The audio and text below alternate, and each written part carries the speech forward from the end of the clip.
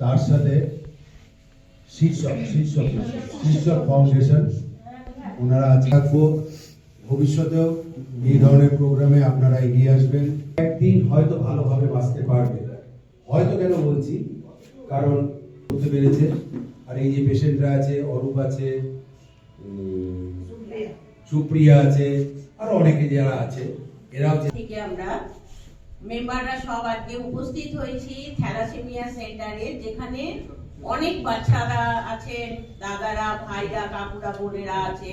হয়তো আমরা আজকের দিনে সবাইকে পাইনি, কিন্তু বেশ কিছু পেশেন্টদের আমরা পেয়েছি, যাদের সাথে থাকার জন্য আমরা দীর্ঘদিন চেষ্টা করি। অবশ্যই রক্ত কথা দিচ্ছি। আর আমি শিশু ফাউন্ডেশনের চেয়ারম্যান শিবানী রিঙ্কু দাস বলছি।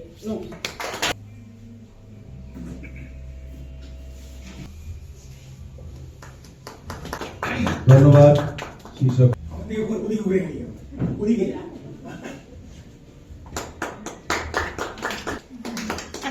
খুব ভালো পড়াশোনা।